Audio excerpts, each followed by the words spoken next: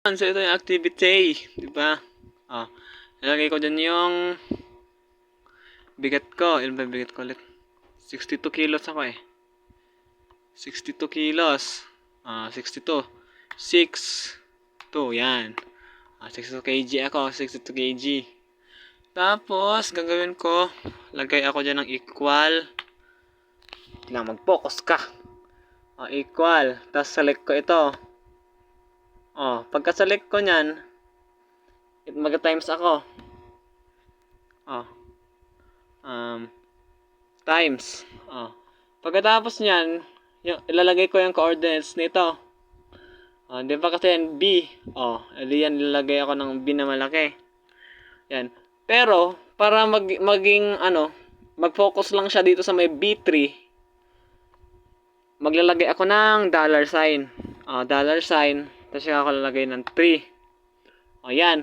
Kapag inano natin yan, lalabas na yan na yung bigat ko kapag nasa Mercury ako. Ayan na yan. Ang tanong mo siguro, bakit natin nilagyan ng hashtag bago yung 3?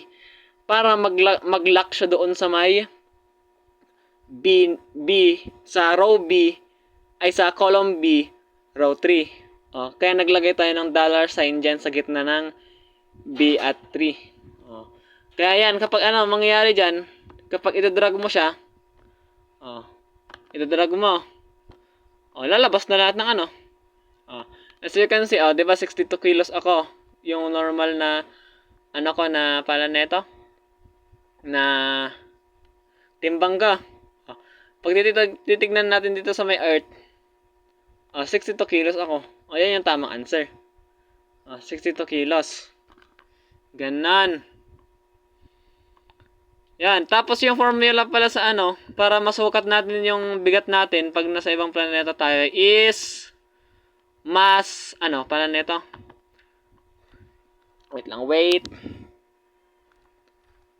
Weight is equal to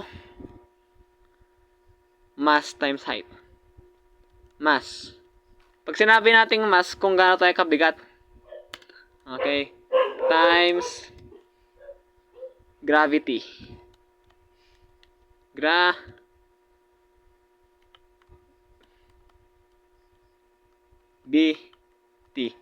Yan. Yan yung formula pag magkakuha tayo ng weight natin sa ibang planet.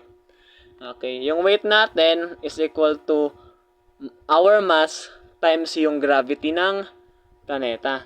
Kaya yung gagawin mo lang dyan, pagka-times mo lang yan, 0.38 times 62, yan na yung makakuha mo. Ganarn. Di ba 40 kilos ka? Palitan natin ng 40 yan. 40. Yan na yung lalabas sa tamang answer. Kailangan kapag nilagay mo yung yung kilos mo, yan yung lalabas. Yan, gets. Good luck, kaya niyo yan.